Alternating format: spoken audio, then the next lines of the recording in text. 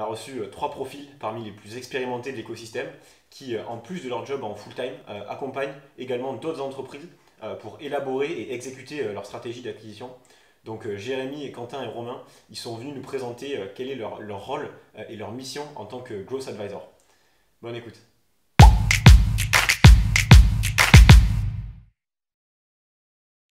Bonjour à Bonjour à tous. tous. En tout cas, on est en avance parce qu'on n'avait pas confiance à la technologie live de LinkedIn. Donc, on a préféré déclencher un peu plus tôt. Euh, et comme ça nous permettra d'être un peu plus long sur les présentations et de déborder parce que vu le nombre de questions qu'on risque de recevoir aujourd'hui, 5 minutes de plus ne feront pas mal. En tout cas, ça me fait vraiment plaisir de vous avoir, Romain et Quentin, sur ce live. Avant de commencer, en attendant que les gens arrivent, est-ce qu'on peut commencer à se présenter? Je te laisse la parole, Romain, nous expliquer. Du coup, on peut déborder des 30 secondes que je t'avais dit, on peut déborder un peu plus. Est-ce que tu peux nous présenter comment tu t'es retrouvé à ce live aujourd'hui? Ouais, donc salut à tous. Donc moi c'est Romain, je suis growth chez Finery. Finery, c'est la plateforme de l'investisseur moderne. En gros, on vous permet d'agréger tous vos investissements en un seul et même endroit pour que vous puissiez monitorer l'évolution de votre patrimoine au fil du temps. Et donc moi, ça fait à peu près 5 ans que je bosse. Alors, au début, quand j'ai commencé, le growth, c'était pas encore un sujet. Et puis au fur et à mesure, enfin, les pratiques ont commencé, enfin, on a commencé à mettre des noms sur des pratiques et donc du coup, je me suis retrouvé là-dedans et j'adore ça. En fait, moi, ce que j'adore, c'est surtout rencontrer des gens. J'ai appris que la façon dont j'apprenais, en fait, c'était pas par la lecture d'articles, de livres ou de regarder des vidéos. En fait, c'était en échangeant avec des gens et du coup, j'adore ça. J'essaye de rencontrer une nouvelle personne toutes les semaines. Et Excellent. donc un peu naturellement, je me suis retrouvé à parler avec pas mal de gens sur des sujets gros, sur des expériences que j'ai fait. Et puis à la suite d'une discussion avec toi, Jérémy, je me suis dit que ça vaudrait peut-être le coup de se lancer. Et du coup, voilà, je suis arrivé dans l'advisory comme ça. On y reviendra sur comment trouver ses clients. Ça sera une des troisièmes parties. Toi, tu viens du SEO à la base. C'est ça, tu avais commencé par le SEO avant que le mot growth hacking et live s'installe? Ou je me trompe En peut-être? fait, non, j'ai toujours eu des jobs avec des scopes assez larges. J'ai commencé en tant que Ok. country manager chez Teddy Bear, qui est maintenant leader en France de la literie en ligne. Et en fait, du coup, j'ai toujours eu des scopes très larges, mais moi, je me considère comme un très, très bon généraliste plus qu'un un bon spécialiste. Et le SEO a fait partie de mes missions en partie. Et on a testé des trucs, on a validé des techniques qui fonctionnaient. Et donc, bon, le scope évolue tout le temps. C'est une perpétuelle évolution, mais c'est quelque chose qui m'intéressait. Donc, évidemment, sur mes missions d'advisory, il y en a une partie qui tourne là-dessus. Mais ça ne se limite pas à ça, parce qu'aujourd'hui, un growth, c'est un peu, pour moi, quelqu'un de multicasquette. Et donc, je peux passer de sujets SEO à d'autres sujets comme les analytics, par exemple, qui sont une autre grosse partie de mon job aujourd'hui. Et sujet sur lequel je me suis passionné et donc que je pense maîtriser en partie aujourd'hui, quoi. Bah, canon, on reviendra là-dessus. En tout cas, merci pour les présentations. C'est bon, on reçoit bien les messages LinkedIn, donc on pourra interagir avec les questions. Quentin, pareil, je te laisse te présenter. Yes, bonjour à tous. Du coup, moi je suis Head of Growth chez Libéo. Libéo, c'est une plateforme, une plateforme B2B SaaS pour plutôt les TPE-PME et qui va permettre en fait aux CEO ou aux DAF de mieux gérer en fait leurs finances et notamment toute la partie fournisseur, le paiement des factures fournisseurs, etc. Donc plutôt dans le scope de la compta, etc. Du coup, ça fait 1 an et demi que je suis chez Libéo. Avant, moi, en fait, j'ai commencé à travailler dans le growth il y a un petit peu plus longtemps. Je pense que c'était en 2015. J'ai commencé en fait directement dans le growth par le biais d'une agence que vous connaissez peut-être qui s'appelle Dezio. Donc, j'ai fait mes armes là-bas pendant plusieurs années et ça m'a permis de découvrir en fait déjà toute cette partie de missions diverses où il y a des problématiques très différentes d'une boîte à une autre, même si globalement, on a toujours les mêmes problématiques d'acquisition qui reviennent. Mais c'est des expériences très différentes à chaque fois et c'est ça qui m'a beaucoup plu quand j'étais en agence. Mais voilà, c'est le côté agence, donc j'avais voulu à un moment donné me frotter un petit peu plus à des problématiques plus en profondeur. Donc j'ai rejoint Swile, un launcher à l'époque, sur un rôle de head of growth aussi. Et donc je suis passé de ce côté ce côté agence à ce côté startup pour aller plus dans les sujets, avoir plus d'impact et surtout plus d'impact sur le long terme. Et du coup, j'avais vraiment envie de comparer ces deux choses-là. Et je pense que ça m'a permis aussi de comprendre que c'est très riche d'avoir des multiples expériences. Et donc, j'ai voulu continuer à garder ces points d'accroche sur d'autres choses, rencontrer pas mal de gens, comme le disait Romain. Je pense que c'est vraiment important dans le growth aujourd'hui de pouvoir confronter les expériences. Et pour moi, une des façons aussi de confronter les expériences, c'est de pouvoir arriver sur du coaching, d'advisoring et de comprendre un petit peu quels sont les challenges de chacun. Non, mais hyper intéressant. Je pense que vous avez déjà répondu à la deuxième question. C'était un peu pourquoi cette envie d'être grosse à Advisor. Un peu pour préciser, toi, quand tu as monté une équipe, donc aujourd'hui, tu as 3-4 personnes dans ton équipe chez Libéo. Et toi, Romain, tu es arrivé un peu plus, hein? Ouais, on a une quinzaine maintenant. Ouais, ok, ouais, énorme. Ouais, ça a bien grossi, ça a bien accéléré l'équipe chez Libéo. Et toi, Romain, t'es arrivé hyper early stage là-bas. Je crois que t'es l'un des premiers employés, si je me trompe pas, même avant Y Combinator. Et c'est assez marrant parce que du coup, je sais pas si tu me diras, mais t'avais commencé presque en faisant de l'advisor en fait avant de rejoindre cette boîte. Non, t'avais commencé un peu à aider le CEO sur des sujets et après tu t'es dit, vas-y, l'opportunité est trop belle, je vais la rejoindre en full time, quoi. Ouais, bah, ça arrive souvent sur des projets où en fait on sent qu'il y a vraiment quelque chose. Là, c'était quelque chose. Moi, je pense que c'est un peu comme nous tous, on fonctionne au gut feeling un peu qu'on a avec à la fois le founder et la boîte et le secteur qu'elle traite. Pour moi, c'était un peu ça. Et donc, ouais, en effet, par la force des choses, c'est comme ça qu'on est arrivé. Et ouais, voilà, aujourd'hui, pas de team encore chez nous, mais on recrute. Du coup, j'en profite pour plugger un peu. Go voir Welcome to the Jungle. Si on rentre dans le sujet, merci en tout cas pour les présentations. Comment ça s'est passé cette première mission d'advisor? Parce que maintenant, il y a un peu plus de maturité, tu vois, on parle d'advisor. Mais comment vous avez commencé? Parce que vous avez tous un taf en full-time dans des boîtes en hyper croissance. Donc, les semaines sont déjà longues. Comment ça s'est venu cette première opportunité? Il y avait ce côté rencontre, mais c'était quoi aussi votre motivation derrière pour accepter ce type de mission? Quentin, si tu veux commencer, toi, j'avais bien compris, du coup, tu avais ce côté agence. Donc, comment tu l'as mis en place? Tu avais commencé chez Swile, tu as commencé chez Libéo. C'était quand ta première mission? En fait, moi, j'ai commencé un peu par opportunité. Quand j'ai quitté Swile, je regardais un petit peu ce qui se faisait sur le marché. Je rencontrais pas mal de monde. Et en fait, j'ai fait de l'advisoring à ce moment-là. C'est-à-dire que j'avais, à un moment donné, pas envie de rejoindre une boîte tout de suite. On m'a proposé de commencer à coacher en fait, une personne qui était plutôt junior pour l'aider sur ses sujets, sur sa stratégie, etc. Et donc, j'ai commencé comme ça. C'était plus une opportunité. Comme je disais, j'avais toujours voulu, par contre, garder ce côté partage d'expérience, etc., que j'avais un peu perdu en arrivant chez Swile parce que j'étais très dédié sur ma mission là-bas. Et donc, j'ai commencé comme ça. Et ça m'a beaucoup plu. J'ai retrouvé un petit peu ce côté intéressant que j'avais pu avoir en agence. Et puis voilà, la première mission s'est bien passée. Ça m'a fait rencontrer d'autres personnes qui m'ont présenté ou recommandé sur d'autres missions. Et petit à petit, c'est comme ça que je me suis mis à faire de l'advisoring pour plusieurs boîtes. Et c'est hyper intéressant. Donc tu avais un peu ce bouche-oreille qui s'est installé. Si on revient sur le type de mission, est-ce que tu as fait exprès de prendre des boîtes différentes? Tu vois, moi, c'était quelque chose de motivation. En plus, maintenant, on a un peu la même cible. On vendait à des CFO de PME, tu vois, toute la semaine. Est-ce que tu n'avais pas envie, tu vois, de te casser la tête sur d'autres problématiques? Tu vois, peut-être en dehors du SaaS, peut-être en dehors de cette cible outbound B2B. C'était quoi un peu aussi tes motivations ou tes critères pour accepter ou pour découvrir ce type de mission? Yes, la première, comme je disais, c'était plus de l'opportunité. Donc, j'avais envie de coacher un plus junior sur différents sujets. Je pense que j'avais l'expertise de l'aider. Et c'était du B2B, B2B niche, dans la data, quelque chose de très particulier où tu as des targets que je ne connaissais pas. Donc, ça, c'était vachement intéressant aussi. Et du coup, quand j'ai eu l'opportunité de faire du mentoring pour d'autres boîtes, là, je me suis posé la question de ce que je voulais aller chercher. Et je n'ai pas forcément pris tout ce qu'on m'a proposé. Et du coup, moi, ma réflexion, ça a été de me dire, je veux rester dans le B2B parce que c'est là où j'ai de l'expertise.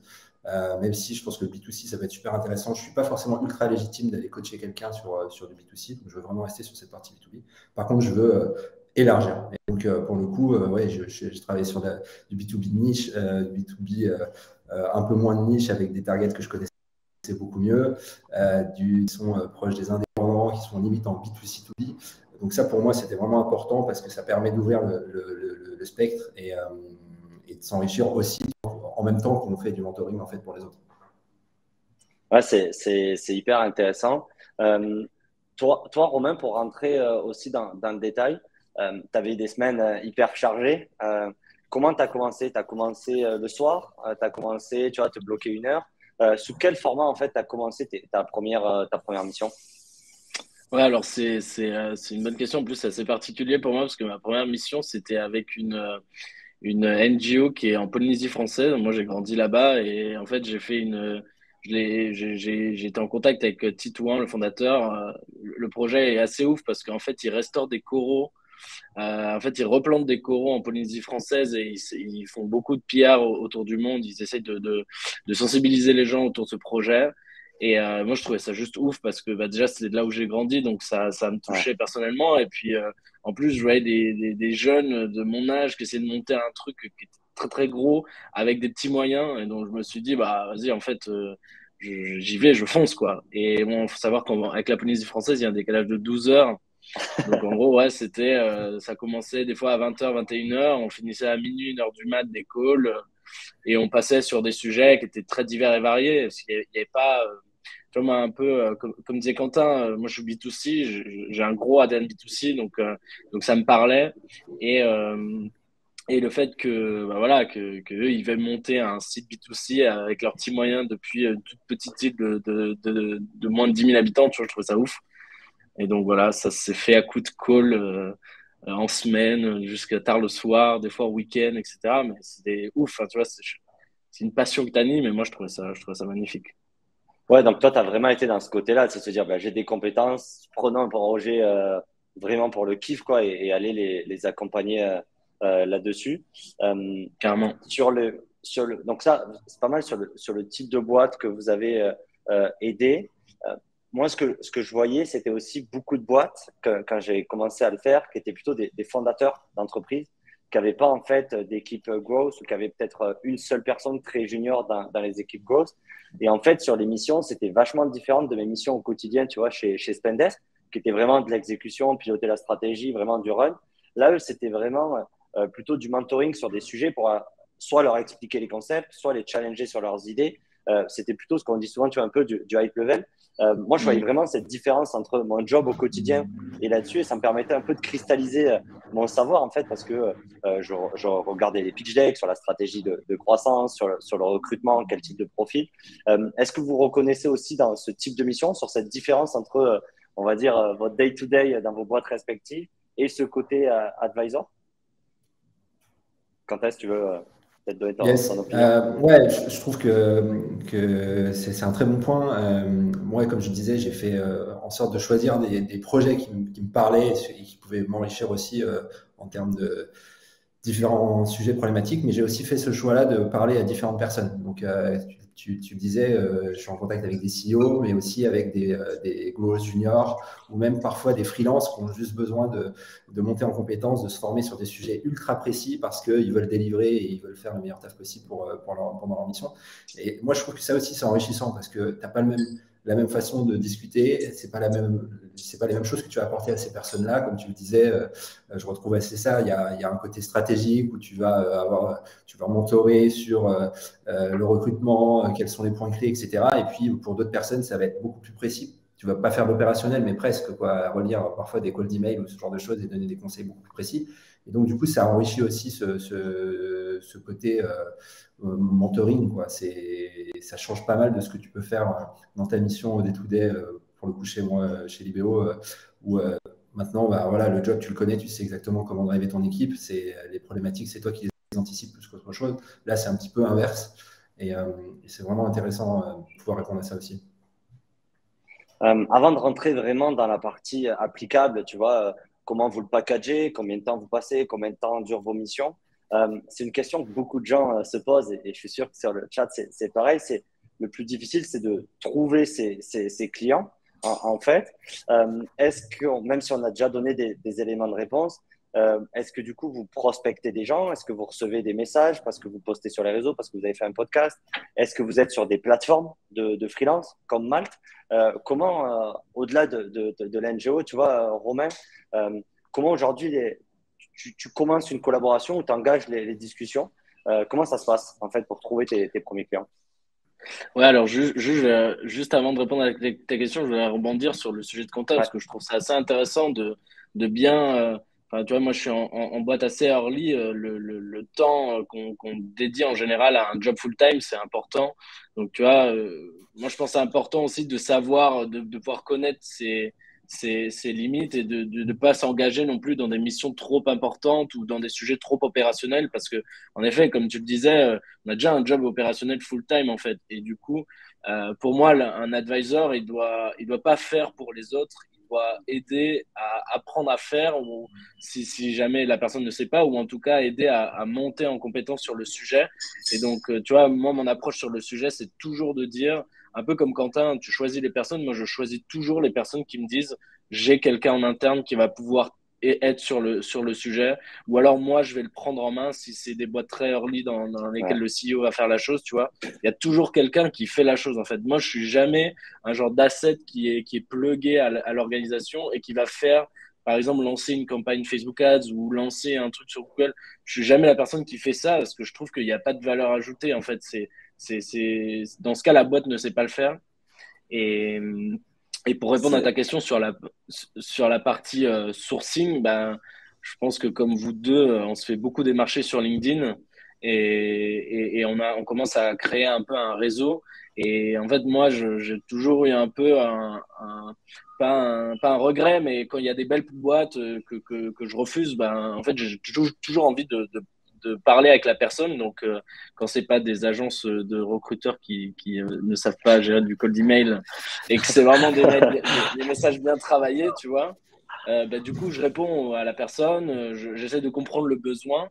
Et si le projet m'intéresse vraiment et que je considère que j'ai assez de temps pour pouvoir les aider et que ça fit mes critères de sélection, bah, dans ce cas, j'ouvre la discussion sur ce sujet-là, quoi. Non, c'est hyper intéressant. Tu as levé un point, je pense, qui est les mauvaises missions à un advisor. Mm, En fait, parce qu'on a parlé en fait des bonnes. Je pense que le risque, et ça nous est tous, je pense, arrivé, c'est justement de tomber dans ce côté trop opérationnel où en fait la société a des mauvaises attentes. En fait, elle pense que tu vas appliquer les choses pour elle. Et donc ça, c'est vraiment le risque, tu vois, de tomber. Notamment, j'avais eu des histoires, tu vois, sur le SEO. Ben, en fait, d'aider la boîte, leur donner les concepts, leur donner un peu, tu vois, les aider à faire la roadmap, mais derrière, s'attendre à ce que ce soit toi qui trouve le freelance, que ce soit toi qui gère le mm, freelance, que ça soit. Ça, c'est vraiment le risque, je pense, et tu as bien fait de le répéter, Romain, dans ce format où vous avez un job au quotidien. Comme on dit, c'est Growth Advisor. Vous n'êtes pas freelance en full-time pour les boîtes. Vous êtes là en support de ces boîtes-là pour les aider sur des mm, sujets. C'est vraiment important de s'assurer que c'est eux qui vont faire, en fait. C'est eux qui vont faire et vous êtes là pour les aider à ne pas faire les erreurs, à aller plus vite sur ce qu'ils vont faire, mais garder cette position-là. Et je pense que tu as raison de répéter ce concept-là. C'est vraiment ça le côté d'advisor, c'est cette partie en support. Quoi. ouais. Donc, je trouvais ça hyper intéressant. Merci d'être revenu sur ce sujet. Ce que tu disais aussi est hyper fort, c'est qu'en fait, toi, la majorité en fait, des discussions se créent où les gens veulent Romain en tant que head of growth de leur boîte. Donc, en fait, tu as le CEO qui reach out sur toi et qui te pose des questions. Toi, tu es hyper heureux aujourd'hui chez Finari.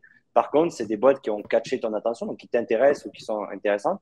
Et du coup, tu crées une relation avec le CEO. Et parfois, ça découle sur, bah, OK, je vais t'aider sur une période là-dessus. Quentin, toi, c'est la même stratégie. C'est des gens qui te chassent sur LinkedIn et tu leur dis, bah, je suis hyper heureux où je suis, j'ai une équipe de 15 bonhommes. Mais par contre, je suis ravi de prendre 30 minutes avec toi pour t'aider sur un sujet.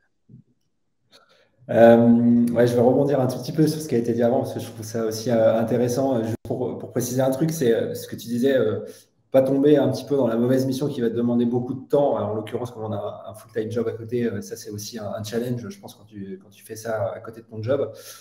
Moi, pour le coup, pour m'assurer de ça, j'ai toujours en fait un premier call ultra détaillé où je prends du temps à poser plein de questions pour bien comprendre.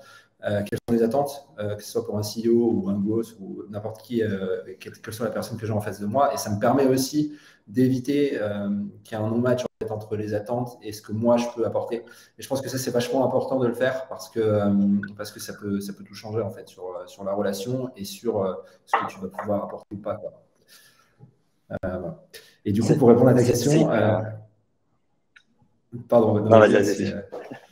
Non, pour répondre à ta question, moi, c'est un peu différent. Je pense que j'ai eu de la chance en fait, de rencontrer les personnes avec qui je travaille plutôt par réseau, par recommandation. Donc, ça m'arrive de me faire chasser sur LinkedIn. Moi, je suis inscrit sur Malte parce que j'avais fait un profil et j'ai jamais trop pris le temps de l'enlever. Je me suis dit que ça pouvait toujours être intéressant aussi, mais c'est particulièrement des gens qui sont dans mon réseau qu'on me présente, avec qui justement, encore une fois, je vais prendre le temps de comprendre leurs problématiques.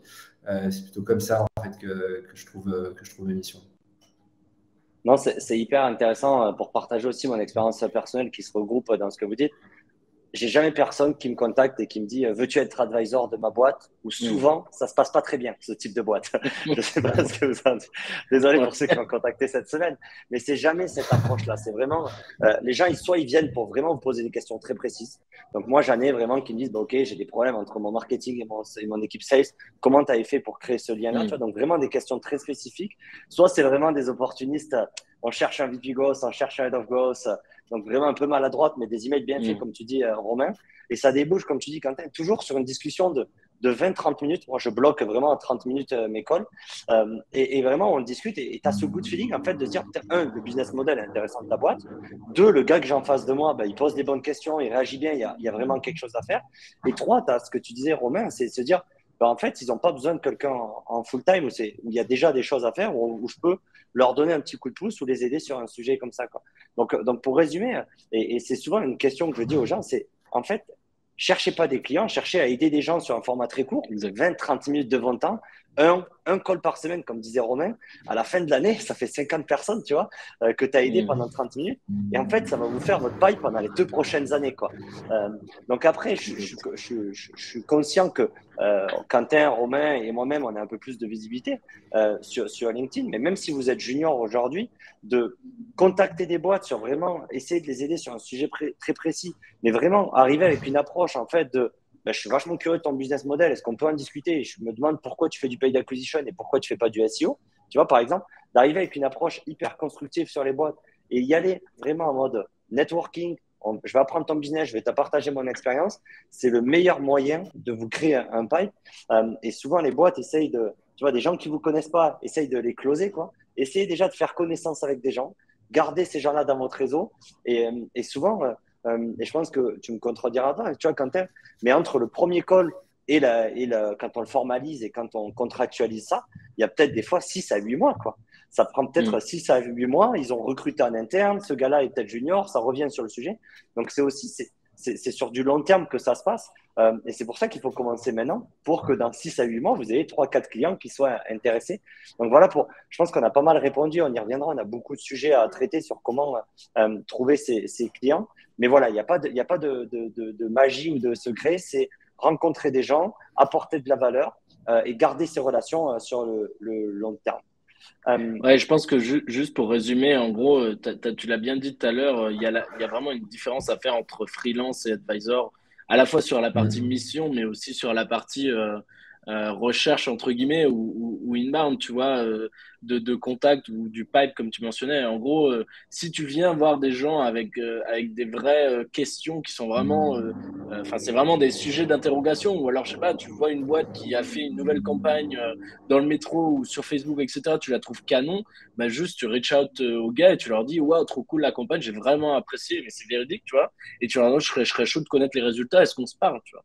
Et donc de un, en effet, ça nourrit le réseau, et le réseau, je pense qu'on pourra s'accorder tous les trois en disant que c'est un très gros asset pour chaque professionnel dans son secteur.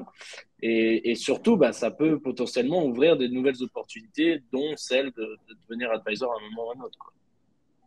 Il y a beaucoup de questions, on les garde de côté, on va les traiter dans les 15 dernières minutes du live.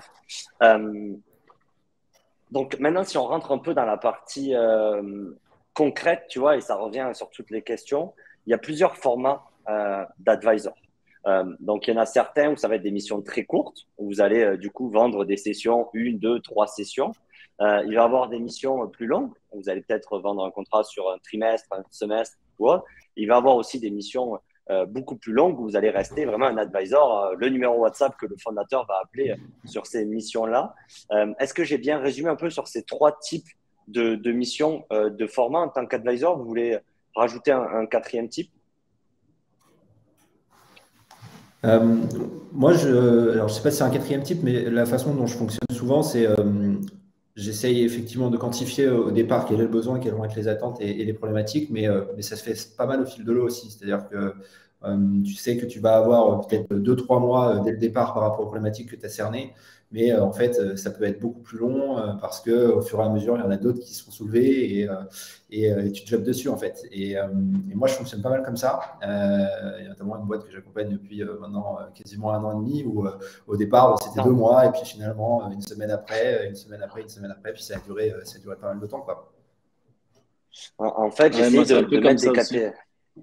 Ouais, j'essaie de mettre des Ah, pardon. catégories parce qu'en fait, il y a tellement de manières entre, et notamment le sujet que beaucoup s'intéressent sur entre equity et cash. Donc, j'essaie de mettre, tu vois, des types de missions pour essayer d'arriver à donner des astuces là-dessus. Toi, Romain, est-ce que tu as un seul type d'accompagnement ou tu en as plusieurs en fait? Non, un peu comme Quentin, en fait, moi j'en ai plusieurs, mais ça va dépendre de plein de critères, en fait. Ça va dépendre du besoin actuel, mais en effet, le besoin, si tu as bien répondu au premier besoin, bah, peut-être qu'ils vont avoir envie de te recontacter, parce que c'est aussi une relation qui se construit, en fait, hein. C'est une relation qui se construit avec le founder et avec l'équipe en particulier derrière. Donc, au fur et à mesure que la relation avance, quand tu vois que la collaboration est efficace, ben, il y a des formes de contractualisation qui peuvent se faire sur plus long terme. Moi, j'ai fait des missions où je facturais à chaque fin de semaine, par exemple, un peu comme Quentin, ou alors il y a des missions où c'était des contrats sur 1 an. Il y a eu des missions, en effet, où il y a de l'equity parce qu'on se projette un peu plus sur le long terme dans le cadre d'introduction de par le réseau, etc. Donc, c'est vraiment un peu un mix.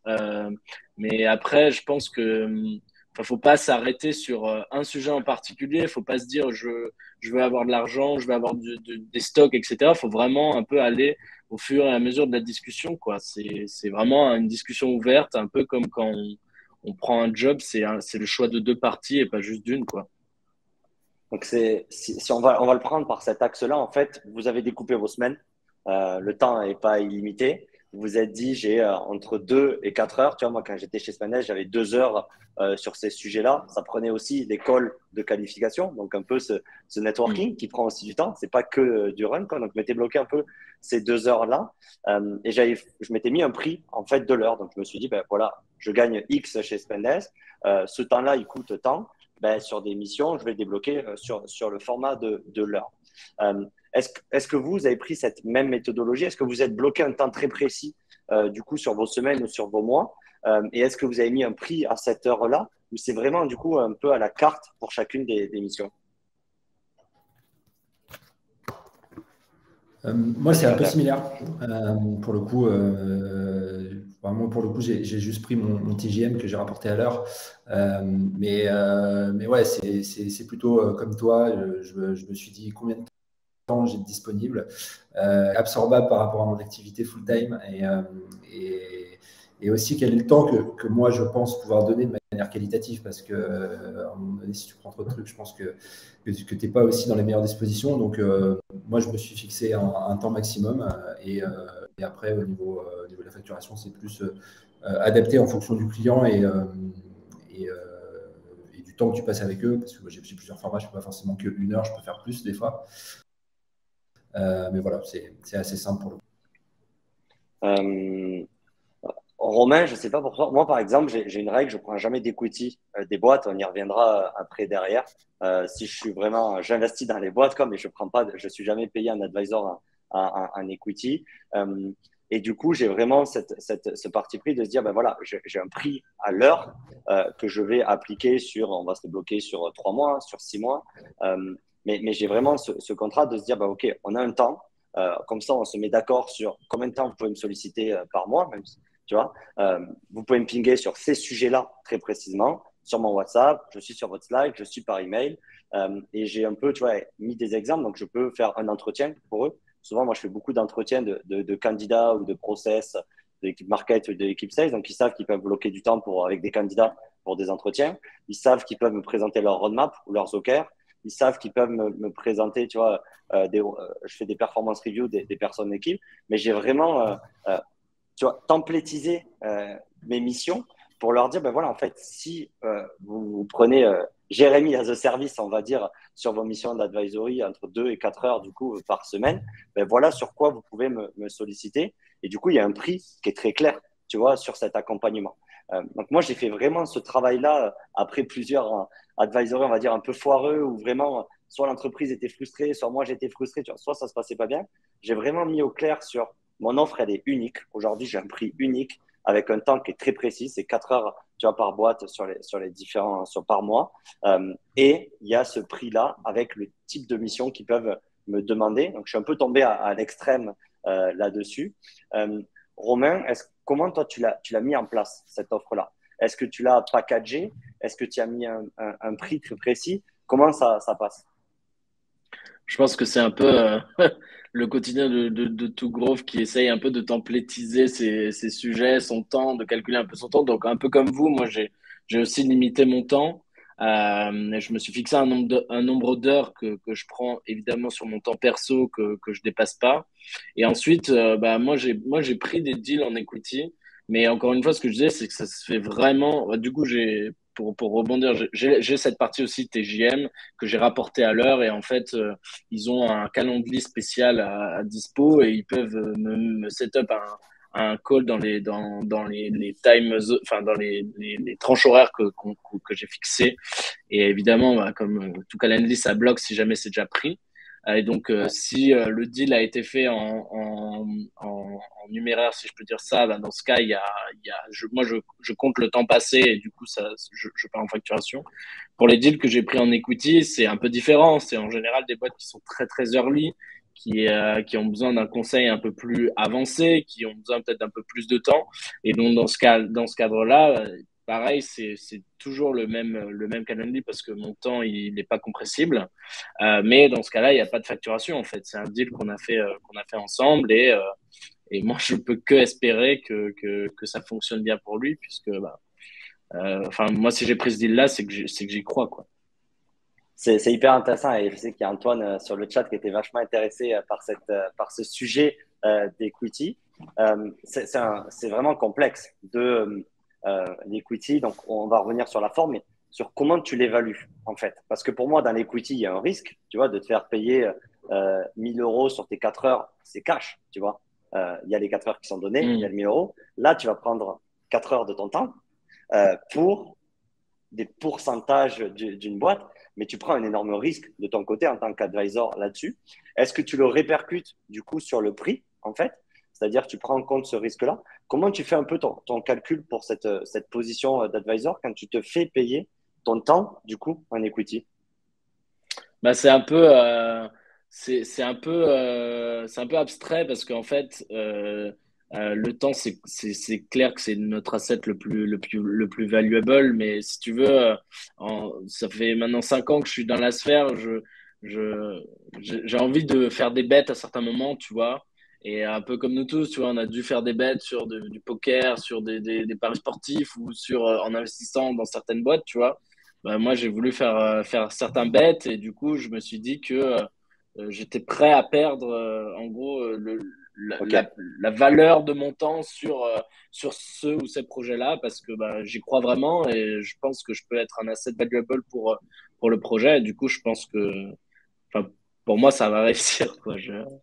Je vais mettre vraiment toute mon énergie pour que ça puisse pump. Ok, hyper intéressant. Quentin, tu as aussi pris, donc tu parlais du TGM, tu as aussi pris des opportunités en equity de ton côté, des parts dans des boîtes?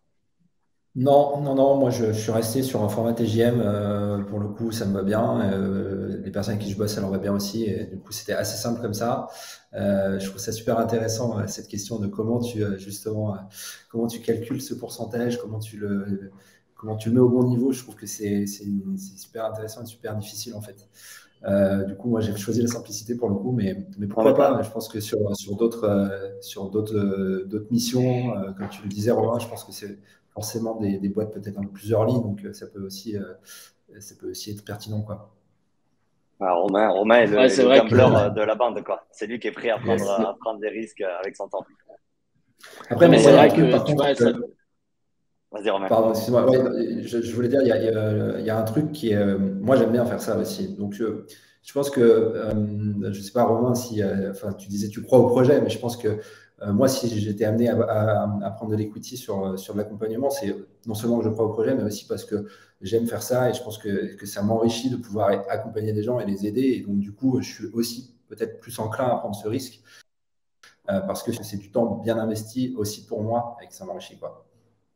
ouais, carrément. Et ça, c'est un sujet qu'on va peut-être aborder un peu plus en détail après. Mais en fait, quand on fait de l'advisor, ou en tout cas même, enfin, quand on dédie du temps perso à faire d'autres choses que son job, c'est vraiment qu'on aime ça, tu vois. Et moi, j'ai trouvé vraiment beaucoup d'apprentissage dans tous les types d'advisors que j'ai pu faire, avec toutes les boîtes que j'ai pu rencontrer. Et je trouve ça vraiment.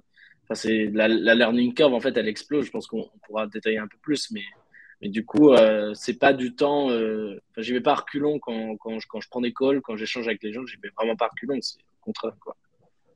Ouais, sa dernière partie, moi, j'ai donné pas mal de conseils parce que je me suis vachement posé la question, est-ce que je me prenais de l'equity? Et au final, j'ai préféré négocier un petit investissement, tu vois, mettre 1000 ou 2000 euros ou plus dans ces boîtes-là en leur disant, bah, OK, je te fais confiance, je mets 1000, 2000 balles et tu peux m'utiliser beaucoup moins du temps, quoi, plutôt que là-dessus. Mais le conseil que j'ai expliqué pour l'equity, c'est aussi d'avoir ce rapport de prendre votre TGM, fixer un prix, en fait, votre heure, elle vaut combien? Et souvent, on la Mm. sous-estime. C'est les gens sont prêts à payer Ouais. combien votre heure? C'est ça la vraie question. Et après, se dire, bon, OK, je vais t'accompagner sur 2 ans, parce que souvent, quand on prend l'equity d'une boîte, on va être sollicité longtemps. Beaucoup au début, comme tu disais, Quentin, et peut-être espacé. Mais on peut se dire, voilà, ça va être 1 heure par mois sur les 2 prochaines années. Donc, comme ça, on arrive à revoir une valeur du temps, du prix, et Mm. derrière, le transformer en equity. Donc, les equity, aujourd'hui, elles ont une valeur. Elles ont une valeur aujourd'hui, elles ont une valeur demain. Et donc, ça vous permet de faire un petit calcul assez rationnel. Souvent, je reçois des messages de est-ce que je prends 0,1% de la boîte? Est-ce que je prends 1% de la boîte? Faut pas réfléchir comme ça, en fait. Il faut réfléchir combien de temps vous allez donner. Comme ça vous permet aussi d'avoir un contrat avec la boîte, de se dire, Mm. ben, j'ai un calendrier, comme dit Romain. Voilà, whatever you want, vous pouvez réserver dans mon calendrier. Mais ça vous permet aussi d'avoir des vraies discussions honnêtes et pas au doigt levé entre 0,1 ou 1% de la boîte. De se dire, ben voilà, mon temps, il est temps. Normalement, je le facture comme ça. Je prends un risque avec vous, mais j'aime bien le projet. À voir comment vous le définissez. Et derrière, vous transformez ça en le format le plus classique, c'est du BSA. Donc, comme ça, c'est des actions réelles que vous avez de la société. Mm. Vous pouvez aussi avoir des safes, on ne rentrera pas trop dans le détail, mais voilà, vous avez vraiment des actions qui ont une valeur aujourd'hui, qui ont une valeur expected demain, et votre temps est bien précieux. Je pense que le conseil pour vraiment packager votre offre, c'est vraiment mettre un prix à l'heure. Et je rejoins Romain et Quentin là-dessus, ou packager, en fait, comme je l'ai fait de mon côté, qui comprend les 4 heures sur la boîte et comment sur quel sujet vous allez les aider. Mais c'est d'arriver à vraiment mettre un prix à l'heure pour avoir des vraies discussions avec les entreprises et pas tomber dans ce risque-là de la frustration de l'entreprise espère plus de vous, espère que vous allez runner la campagne, espère que vous allez lancer la stratégie SEO. Mm. Fixez-vous. Le meilleur tip, ce qu'a dit Romain, c'est d'avoir un calendrier dédié à la boîte. Comme ça, il n'y a pas de frustration. Dès qu'ils ont un besoin, ils bloquent du temps. Romain, il sait que à 13h le jeudi, là, il est dédié à ces boîtes-là. Je pense que c'est le meilleur conseil, d'avoir un taux de l'heure très précis et au prix. Le temps passe vite et il y a beaucoup de questions, donc on va se bloquer du temps sur la dernière partie. Est-ce que Quentin, tu veux rajouter un point sur ça? Non, je dois bouger de salle. Je me fais virer de ma salle. Je vous écoute. Pas de souci, pas de souci. On a donné beaucoup de conseils, Romain, sur ces sujets-là. Les dernières parties, avant de passer aux questions, sur quels conseils tu donnerais pour bien débuter? Tu vois, même si on a touché un peu, quelle partie on n'a pas discuté sur comment bien débuter dans le Growth Advisor? Sur les gens qui sont, comme nous à l'époque, faire la première mission, tu vois. Ouais, je pense que, enfin, tu vois, je pense qu'on est un peu tous différents. Moi, ce que je te disais au début de talk, là, c'est que je suis un très bon généraliste, je pense, et pas un bon spécialiste. Et donc, du coup, moi, la façon dont j'ai commencé, en fait, au-delà de la première mission qui s'est faite un peu de manière fortuite, mais la façon dont j'ai vraiment avancé dans ce sujet-là, c'est que, en fait, j'avais besoin, du coup, par ce fait de pas être un très bon spécialiste, d'aller rencontrer des gens qui l'étaient. Et au début, ça commençait par des peers, donc d'autres head of growth ou alors des spécialistes sur un tel ou tel sujet. Puis en fait, on se rend compte, plus le réseau grandit, plus on parle à des gens, bah, qu'en fait, il y a des très très bons spécialistes parmi aussi les CEO et que leur savoir est vraiment très très très très intéressant à partager, tu vois. Et donc, bah, moi, j'essaie toujours de donner un bon tips en échange de ce que eux me donnaient. Et je pense qu'en fait, il faut pas forcément chercher à être growth advisor. En fait, tu vois, faut pas forcément chercher à l'être. Faut plutôt Ouais. chercher euh, à s'améliorer soi-même. Et en fait, petit à petit, on va devenir un peu une référence dans un sujet ou dans un autre. Et justement, l'intérêt de ça, c'est que bah, après, il y a des gens qui vont peut-être vouloir parler avec vous.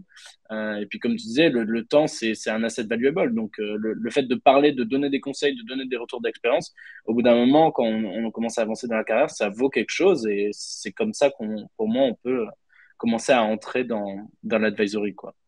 Je pense qu'il y a plein de gens qui sont grosses advisors, mais qui le savent pas, en fait. C'est juste Ouais, qu'ils n'envoient pas de exactement, facture. Tu vois, exactement, ils prennent exactement. 2-3 heures avec une boîte, mais ils oublient d'envoyer la facture à côté. Donc, je suis d'accord avec toi, c'est pay it forward, tu vois, tu donnes 30 minutes de ton temps, mais après, il faut pas avoir peur de se dire, bah écoute, je trouve que c'est intéressant, mais moi, mon temps, c'est de l'argent. Donc, Ouais, essayons d'envoyer exactement. un petit contrat, même si c'est un contrat de 2 heures de session pour un petit chèque, quoi. C'est toujours intéressant de dire, bah, en fait, mon temps, c'est valuable. Je te donne des conseils, je n'ai rien en retour, donc je veux bien le faire en petite dose. Mais derrière, il faut contractualiser. Un conseil, toi, que tu aurais, Quentin, pour les gens qui ont envie de débuter ou qui sont sur le point de signer leur première advisory, c'est quoi, quel conseil tu donnerais Un petit peu ce que je disais tout à l'heure, déjà bien comprendre quelles sont les problématiques et en fait ce que tu vas pouvoir leur apporter, parce que je pense que il y a aussi ton expérience qui compte. Tu n'es pas forcément pertinent pour tous les sujets. Il y a des gens avec qui ça a matché et d'autres avec qui ça n'a pas matché. Et je pense que ça, il faut vraiment le percevoir dès le départ. Et puis, ouais, essayer de bien cadrer l'émission. Moi, c'est quelque chose que je demande en fait avec les personnes que j'accompagne, parce que ça nous prend du temps et je pense que ce temps, encore une fois, comme on disait tout à l'heure, il est valuable et c'est très important de pouvoir l'investir de la bonne manière. Donc, quand je fais un call d'une heure avec un client, bah, j'attends ce qu'il soit préparé, que les questions, on sache quelles vont être les questions, comment les aborder et que du coup, ça puisse être le plus efficace possible. Donc, je pense que ça, c'est vachement important aussi quand on débute, de ne pas se perdre dans des détails, d'essayer de bien préparer les choses, limite de faire des récaps si besoin, sans trop y passer de temps, mais faire en sorte que ce soit le plus efficace possible pour apporter la vraie valeur qui est cette valeur de conseil. Exactement. euh, Je pense qu'il y a ouais, un truc intéressant là-dedans, c'est que, tu vois, on l'a dit, bon, on a un peu dit, le temps, en effet, c'est de l'argent, mais ce que souligne aussi un peu Quentin, c'est qu'au fur et à mesure qu'on avance, on apprend aussi à dire non. Et du coup, c'est ultra bénéfique pour nous, en fait. c'est vrai. Tu vois, de dire, bah, en fait, non, là, j'ai dédié déjà 1 heure à te parler. Au bout d'un moment, il y a pas mal de gens à qui je peux parler. Et du coup, c'est vraiment ultra important. Je pense qu'au fur et à mesure qu'on avance dans la carrière, on se rend compte de l'importance de la rigueur. On a parlé tout à l'heure du template un peu de son hacking de son temps, en fait. Il faut gérer son calendrier, il faut gérer ses mails, etc. Et puis, plus on rencontre des gens, plus on reçoit de mails, plus le calendrier est chargé, etc. Donc, il faut comprendre que le temps, c'est de l'argent et il faut savoir dire non aussi à certains moments. Ça, c'est le vrai conseil, tu vois, le dernier que je donnerais de mon côté, c'est au début, tu as un peu ce sentiment, tu vois, c'est difficile de dire non, tu vois, tu as beaucoup de Ouais, demandes, tu fais un carrément. post LinkedIn qui prend 30 likes, tu as 3 gars qui t'envoient un message, et souvent, hein, peut-être la majorité des gens ne seront pas pertinents et ça ne sera pas une bonne relation, comme l'a dit Romain, c'est vraiment une relation, et la majorité des gens qui vont vous contacter, ça ne risque de pas bien se passer, parce que pour différentes raisons. Et donc, c'est hyper intéressant de très vite savoir dire non, soit si le business model vous intéresse absolument pas, pourquoi perdre 30 minutes de votre temps là-dessus? Et Carrément. derrière, surtout s'il y a un désalignement, ça vous arrive à tous, je suis sûr, des fois de discuter avec une boîte, peu importe l'industrie, et de se dire, bah, honnêtement, je ne comprends pas le business model, je ne comprends pas l'industrie, ou je ne comprends pas du tout votre philosophie, tu vois, d'acquisition ou votre mindset du growth, quoi. Ben, on s'arrête là, quoi. Même si ça fait que Hmm. 15 minutes, c'est pas grave, quand votre temps est aussi Ouais, précieux que le carrément. mien, on s'arrête là. Et moi, ce que j'ai découvert, c'est d'être très dur dans les messages LinkedIn, d'envoyer vraiment des réponses cash, de dire non, mais je suis pas disponible, en fait, je travaille que pour mes clients, là, j'ai 4 heures, je suis full, on se revoit en mars, de vraiment donner des deadlines, allez, ciao, quoi, j'ai pas le temps pour le Hmm. moment et ça m'intéresse pas. Ben, c'est là où on voit vraiment, en fait, si les gens sont intéressés et vous essayez de vous Exactement. convaincre, en fait, de dire, ben, si, en fait, je veux vraiment te parler pour ce sujet-là, et la majorité des gens, ben, ils vont envoyer à tous les head of growth de LinkedIn le même message. Et en fait, vous perdez votre temps. Donc, n'hésitez pas aussi à être très strict à choisir vos missions, mais à dire non. Et en fait, ça sera aux gens de vous convaincre de venir passer du temps avec vous. Donc, ça serait un peu ce dernier question. Avant les questions, les gars, est-ce qu'on est obligé d'être un senior comme nous pour faire de l'advisory? T'en penses quoi, Romain? Bah, enfin, je pense qu'on y a un peu répondu au fur et à mesure de l'entretien, tu vois. En fait, euh, je pense qu'il y a un truc un peu lié à ce qu'on vient de dire juste avant, c'est qu'au tout début, on est curieux, on a envie de tout faire, et du coup, en général, enfin, moi, ça m'est arrivé plein de fois et je me suis pris plein de taquets en disant arrête de ping les gens, en fait, tu vois, ça sert à rien. Pourquoi tu ping les gens alors que t'as pas creusé le truc? Et donc, ça, je pense que c'est un peu un truc qui s'apprend au fur et à mesure de la carrière. Et du coup, comme tu disais, le fait de dire à quelqu'un non, désolé, je suis pas dispo, on se reparle en mars, en fait, ça t'est utile à toi, mais ça lui est aussi utile à lui, tu vois. Lui, il va peut-être se rendre compte, bah, en effet, est-ce que j'étais vraiment prêt pour ce call? Est-ce que j'avais vraiment listé toutes mes questions? Est-ce que j'y allais pas en disant un peu, yo, j'ai envie de te parler, en fait? Bah, tu vois, non, moi je pense que au fur et à mesure qu'on avance dans la carrière, qu'on prend de l'expérience, on se rend compte que bah, le temps il est important, mais aussi enfin, dans la gestion du quotidien. C'est-à-dire que bah, moi maintenant, j'ai appris ça un peu par des podcasts, etc. Mais par exemple, Xavier Niel, il renvoie un mail d'une phrase ou deux, tu vois. Bah, ok, bah, moi du coup, je fais ça aussi, parce que ça me permet de gagner du temps et mis bout à bout, en fait, au bout d'un moment, ça permet, un, de se focus et d'aller à l'essentiel, et deux, de vraiment enfin, tu vois, de vraiment couper tout le gras qui est un peu nécessaire, quoi. Donc en fait, je pense que c'est un peu lié avec le fait de prendre de l'expérience. Je pense que ça sert à rien d'essayer de viser un title sur LinkedIn de growth advisor. Tu vois, moi, j'ai pas mis toutes les boîtes avec qui je travaille. Enfin, tu vois, je pense que ça sert à rien de vouloir essayer de choper un peu la fame de ce truc-là. C'est plutôt avancer avec le temps dans sa carrière, voir quand est-ce qu'on se sent prêt et quand est-ce qu'en fait on a l'opportunité, parce que je pense pas que c'est quelque chose qu'il faille forcer, ça se provoque certes, mais ça va arriver au fur et à mesure qu'on va gagner de l'expérience, quoi. Tu viens de me donner une piste sur un dernier conseil. Je pense qu'il y a beaucoup de gens qui sont frustrés de leur salaire dans leur poste actuel et qui se disent qu'ils Ouais. vont arrondir leur fin de mois en faisant du gross advisor. Je pense que c'est la première des conneries, ça à faire. Mm. Soit renégocier votre salaire avec votre boîte, soit changer de full-time jobs.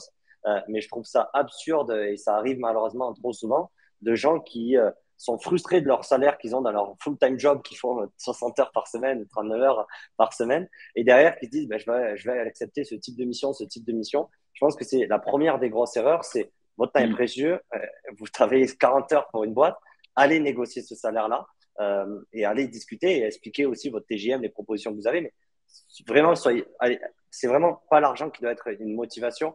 Et je pense que Clairement. Romain et Quentin l'ont vachement illustré. Vous avez déjà un full-time job. Rien ne vous rendra plus riche que les actions que vous allez avoir dans la boîte que vous êtes actuellement, le salaire que vous avez tous les mois.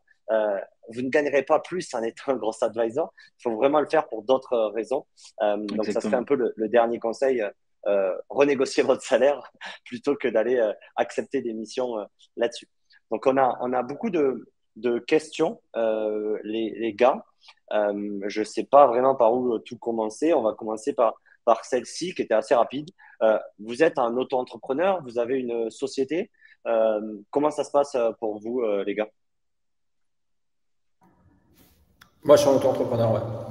Ok. Pareil. Donc, statut assez classique, ouais. Donc moi, j'étais un auto-entrepreneur, du coup, et je suis passé sur une SASU. Et on fera un live en mars avec mon expert comptable. Du coup, on vous présentera un peu les différences et on rentrera dans le sujet avec un comptable qui sera meilleur que nous trois réunis pour expliquer ces différentes formes juridiques et lesquelles choisir, quel avantage là-dessus. Donc, rendez-vous en mars pour le live avec mon comptable. Euh, Il y a un message de Benjamin, salut Benjamin d'ailleurs, qui se pose la question, est-ce que les boîtes sont plus prêtes en fait de vous donner de l'equity ou sont plus prêtes pour la rémunération, ou est-ce que vous êtes obligé du coup de un peu évangéliser ce que tu disais, Quentin notamment. Toi, tu n'acceptes que des missions en cash, un peu comme moi. Donc en fait, est-ce que les boîtes viennent te voir en te disant ouais, j'ai 1% de ma boîte pour toi, et toi tu clarifies, tu leur dis ben non les gars, c'est ça. C'est quoi? Tu penses quoi? Les boîtes sont plus proches equity ou cash? Moi, j'ai eu la proposition une seule fois sur l'equity et pour le coup, c'est pas forcément une mission sur laquelle je me sentais à l'aise, donc ça n'a pas fonctionné. Mais non, après, sur les autres propositions que j'ai eues ou les gens que j'accompagne aujourd'hui, c'est plutôt assez naturel de partir sur du cash Et c'est beaucoup plus simple en fait. Enfin, je pense que pour des deux côtés, c'est assez simple. Voilà, hyper intéressant. Il y a un message de Jesse qui sera notre prochain speaker dans le fin février sur le Web3, qui se demande si on le fait uniquement en France. Est-ce qu'on le fait dans d'autres parties du monde? Donc toi, tu l'as fait en France, mais à l'autre bout du monde, Romain, là-dessus. Est-ce que tu travailles aussi avec d'autres boîtes étrangères? Quelle est ton position là sur ces positions-là? Ouais, bah, du coup, nous, enfin, avec Finari, on a eu la chance et l'opportunité de faire partie du Y Combinator. Et du coup, on a accès à un réseau qui est global. Et donc, oui, ça ouvre pas mal de frontières. Et moi, je me suis pas juste limité à la France. Mais bon, du coup, il faut comprendre aussi ce qui va avec. C'est que, bah, comme pour la Polynésie française, il y a, si le pays est assez loin ou si la boîte est basée assez loin, il y a un jet lag. Et donc, enfin, encore une fois, tout se fait dans la discussion et il faut pouvoir s'adapter, quoi. Pour rebondir sur le point aussi de Jesse, je pense ce qu'il voulait dire, c'est qu'il y a une différence de mindset, notamment, tu as fait Y Combinator aux États-Unis où le position advisor, il y a des sales advisors, il y a des marketing advisors, il y a des CEO advisors. Donc, cette notion d'advisor est beaucoup plus forte dans ces Mm. pays-là. Là où en France, c'est un format qui est assez nouveau parce que la tech et la génération de la tech est assez récente. Donc, il y a très peu de profils sur le marché. Donc, moi, ce que je vois la différence entre les US et la France, c'est qu'on a beaucoup plus besoin d'éduquer. Souvent, Mm. ils veulent soit nous débaucher, soit nous proposer une position de freelance. Et on doit souvent plus légitimiser ce côté. Ben, en fait, c'est un entre-deux, les gars. Je ne vais Ouais, pas venir en exactement. full-time, je ne vais pas faire du TJM. Par contre, je vais vous aider sur certains sujets. Moi, j'ai clairement vu une différence entre il y a 3 ans et aujourd'hui. Je pense que ça s'est beaucoup plus répandu. Les fonds d'investissement aussi challengent beaucoup plus les entrepreneurs pour leur dire, ben, entoure-toi, en fait, va chercher des mentors, va chercher des advisors. Il y a aussi une nouvelle tendance où je pense que ça sera un autre live, mais où beaucoup en plus d'head of growth investissent dans des boîtes, donc aussi deviennent Mm. des angel investisseurs et ont une autre position. Donc c'est en train d'évoluer. Et le dernier point, c'est que moi, du coup, je suis advisor de boîtes dans des pays émergents, notamment au Mexique, et où tu es obligé de faire un effort sur ton TJM, quoi. Parce que, donc voilà, c'était un peu en fonction du pays où tu travailles. Je pense que si tu es aux US, tu peux doubler x3 ton TJM, mais si tu vas au Mexique, ben, tu dois le diviser un peu. Pareil pour Mm. certains d'autres pays. Donc voilà, c'était plus sur l'anecdote. Quand tu vas dans d'autres pays, il faut adapter Mm. ton TJM là-dessus. Euh, sur Ouais, c'était un point que tu avais déjà parlé, Romain. Tu as aussi beaucoup de CEO qui te contactent, qui ont envie de comprendre ce sujet de growth. Je pense que c'est devenu le mot magique, on va dire. Et en fait, tu as beaucoup, je pense, de tes calls de networking où c'est vraiment des CEO qui se posent beaucoup de questions sur le growth en général. Non? Ouais. Ouais, bah, je pense que ça nous est tous arrivé. Moi, ça m'est arrivé pas mal de fois de me faire contacter et pour au final, après 30 minutes de call, découvrir que c'était un poste de brand manager, tu vois. Et donc, aujourd'hui, moi, moi, je pense qu'on a un peu vécu de plein fouet l'explosion du growth, mais on en a aussi un peu pris enfin, on les subit aussi nous qui avons ce title de growth sur le job parce que c'est un secteur qui est encore pas, enfin, qui est pas tout à fait compris. Moi, je trouve très cool les posts que tu fais, notamment Jérémy, pour essayer d'évangéliser un peu et de dire que non, un growth hacker, ce n'est pas un métier, ça n'existe pas. Et non, un head of growth, c'est pas forcément un head of brand, tu vois. Ça se peut qu'il ait un attrait pour la brand, mais pas forcément. Et donc, en fait, ouais, moi ça m'est arrivé plusieurs fois de clarifier les choses dans le call et en fait de me rendre compte, un peu comme quand on disait, qu'en fait, il n'a pas du tout besoin d'une personne comme moi. Et donc, du coup, bah, si je pouvais rediriger vers quelqu'un, je le faisais. Sinon, en fait, je mettais un terme au call, tu vois. Par contre, il y a des fois où, en effet, ils avaient un besoin assez précis, des besoins qui touchaient vraiment à moi, ce que je sais faire ou ce que je peux apporter. Et dans ce cas-là, on allait plus loin. Il y a beaucoup de questions sur le prix. Je pense que c'est un, c'est un sujet que tout le monde veut, mais c'est hyper difficile parce que moi, je suis ravi, tu vas te balancer mon prix à l'heure, mais ça va pas aider, ça va pas être constructif. Peut-être pour comment moi je l'ai fixé. Je me suis mis une limite de me dire, honnêtement, pour moins de 1 000 € par mois, je préfère aller faire du sport ou je préfère aller au resto avec des potes que commencer à travailler. Donc, je me suis quand même fixé une limite de me dire, honnêtement, me prendre la tête pour une somme qui va pas me payer, tu vois, des vacances ou qui va pas changer ma vie. Ça a été ma méthodologie de me dire, je me mets un montant minimum, en fait, à partir du quand ça vaut le temps de faire ça plutôt que de le faire avec des potes là-dessus. Et le deuxième, du coup, ce qu'on disait, c'est qu'on a fixé un temps. Donc, moi, je me suis mis c'est 2 à 4 heures par semaine. Et donc, en fait, le calcul est assez simple. Je reviens notamment sur la question d'Orient. Ben, du coup, je me suis mis mon montant minimum. Et en fait, quand j'ai divisé par le temps, ben, ça fait un TJM ou un taux à l'heure, du coup, qui est assez haut, qui est plus haut que ce qu'on espérait. Parce que souvent, les gens vont se dire, ben, je vais être à 25-100 euros de l'heure. Vous pouvez clairement être beaucoup plus. Donc, moi, ça a été la méthodologie de me dire, bah, OK, si je me fais moins de 1000 euros, ça sert à rien, donc je vais pas le faire. Donc, je me mets quand même une limite parce que mon temps est de l'argent et j'ai divisé ça par le nombre de temps que j'avais disponible. Et voilà, j'ai fixé mon prix là-dessus.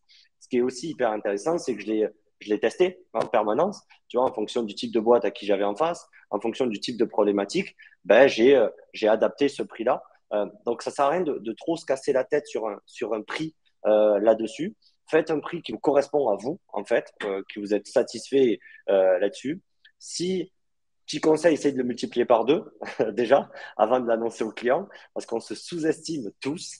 Donc, le prix que vous avez en tête, multiplié par 2, envoyez votre devis et vous verrez ce qui va se passer, quoi. Mais voilà, je pense que ça serait les conseils sur combien ça coûte un gros advisor ou autre. Et après, si des boîtes cherchent des gros advisors, ben, comme disait Romain, c'est vraiment une relation qui va se construire. Donc, contactez les gars, ayez une raison très précise de pourquoi vous voulez contacter ces gars-là et vous trouverez forcément un compromis avec ces personnes-là. Ouais, juste pour rebondir sur ce que Ouais, vas-y, tu Romain. dis, en fait, moi je pense que ce qui est important à retenir, c'est pas le TGM de Jérémy ou le TGM de Romain ou celui de Quentin, tu vois, c'est chacun a son expérience, chacun a sa valeur en fait. Et du coup, bah, peut-être qu'en fait une boîte elle cherche la valeur que vous avez vous pour un certain sujet. Et en fait, bah, comme m'a dit Jérémy, il faut se lancer, il faut essayer. Et puis vous avez plein d'outils pour vous benchmarker. On a parlé de Malte, il y a Fiverr pour l'international, il y a plein d'outils pour se benchmarker. Et puis, bah, voilà, enfin, moi, je pense pas qu'il faille s'arrêter à se dire, ah bah, Jérémy l'a dit, c'est 1000 euros par mois, il faut que ce soit 1000 euros par mois. Enfin, sinon, on peut facilement rentrer dans des arbitrages de dire, ah bah, en fait, j'ai pas mes 1000 euros par mois, il faut que je fasse plus d'heures, ou, ah bah, en fait, il faut que j'extende le prix, etc. Il faut vraiment que ça aille avec vous, que vous soyez à l'aise avec le TJM, pas sous-estimer, en effet, comme dit Jérémy, parce qu'en effet, on a souvent tendance à le faire. Mais voilà, il y a rien de fixe, tout dépend de chacun. Il faut vraiment être à l'aise avec le pricing et le temps qu'on y dédie, quoi.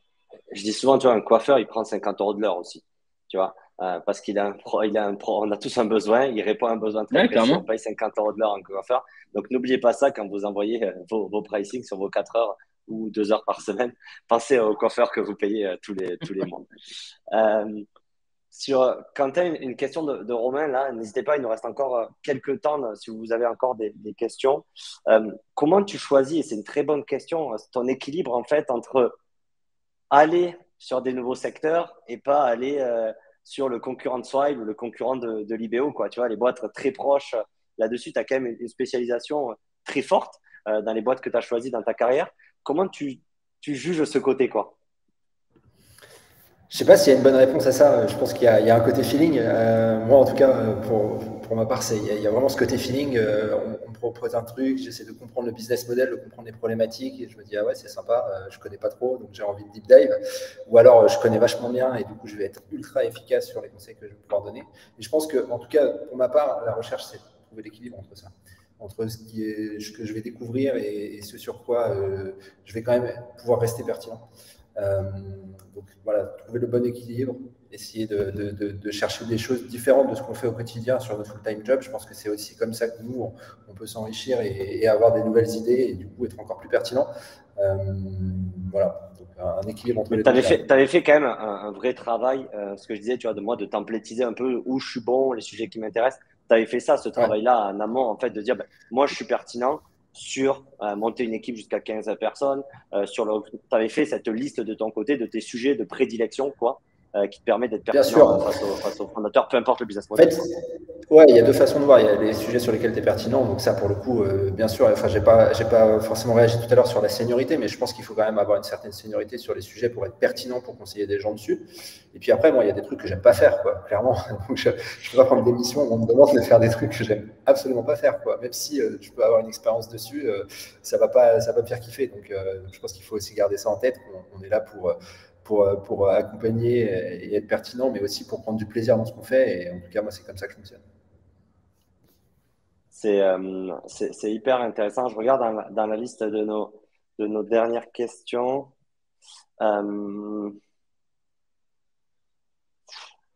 Quelle a été peut-être non, la durée, on a répondu, la structure.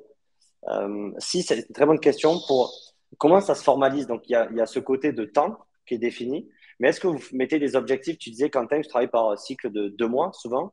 Donc, tu fais quoi? Tu fais des OKR, tu fais une roadmap.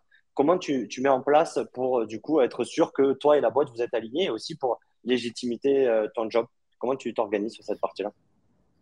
Je ne vais pas jusqu'à mettre des OKR, mais effectivement, ce serait presque similaire. En fait, on se définit des objectifs ensemble. Je pense que, encore une fois, l'identification des bonnes problématiques et exactement quelles sont les attentes, ça c'est super important et ça permet moi de donner déjà un feeling en disant, ok, ben ça, par expérience, je sais que ça va prendre tant de temps. Donc, si toi tu as 2 semaines alors qu'il faut 2 mois, ça ne va pas fonctionner. Et du coup, quel est ton objectif? Toi, tu veux aller où en fait? Parce que si tu as besoin d'être accompagné, c'est que tu as une attente. C'est quoi ton attente? Est-ce que moi, je peux y répondre? Et on essaye de, je pense que comme le disait Romain tout à l'heure, c'est beaucoup de discussions, de dialogue et de compréhension. Et je pense qu'on essaie de s'aligner là-dessus pour se dire, OK, ben, tu veux aller là, ça va être dur, mais on va t'aider. Et je pense que dans 2 mois, on aura déjà des bons éléments. Et puis après, il faut aussi rester assez flexible, je pense, sur les objectifs que tu te donnes pour pouvoir réajuster au fur et à mesure en fonction de la vie de la boîte, parce qu'elle continue à vivre aussi pendant que tu la conseilles, quoi. Non, je rigolais quand t'aimes pas sur la réponse de Kevin sur la cage d'escalier. Tout le monde a reconnu la barre derrière. J'en profite du coup pour parler. Moi, je suis advisor de Comet Meeting. Quentin, Comet Meeting, les salles de réunion à Paris, un libre-service à la demande. N'hésite pas la prochaine fois. Je t'envoie un code Comet Meeting, quoi. C'est sympa. J'essaierai de booker une salle, en fait. En tout cas, merci. On a débordé l'heure ensemble. Merci les gars, en tout cas, d'avoir pris le temps. On était plus de 800 sur le live, donc c'est un sujet qui intéresse. Si les gens ont des questions, si on n'a pas répondu à des questions, comment ils vous contactent, Romain et Quentin? LinkedIn. Ouais, LinkedIn, hein, assez classique. On est assez actifs, je pense, tous les deux sur LinkedIn. Avec un texte personnalisé, on est d'accord là-dessus. On essaye de faire un petit effort, idéalement. C'est ça, tu vas recevoir 800 invitations. Donc, ouais, avec un petit texte personnalisé, comme disait Romain, sur pourquoi, en fait, vous essayez d'échanger avec eux. Bien sûr, ce live était record, donc il sera disponible. Vous pouvez le réécouter. Donc, voilà, c'était merci, Romain, d'avoir pris le temps. Merci, Quentin, d'avoir pris le temps aussi de ton côté. C'était énormément d'infos partagées. On aurait pu faire tellement de thématiques et de découper en 15 webinaires différents. Et du coup, jeudi prochain, on se retrouve sur un autre sujet qui sera le remote. Donc, comment en fait travailler en remote avec le retour expérience de 2 talents du growth qui ont travaillé pour Zapier, qui ont travaillé pour Whereby, certains qui ont parcouru le monde, d'autres qui travaillent au confort au bord de la mer. Donc voilà, on partagera sur des astuces sur comment travailler en remote. Mais en tout cas, merci à tous pour vos questions et bon après-midi à vous tous. Merci à tous. Bonne fin de journée.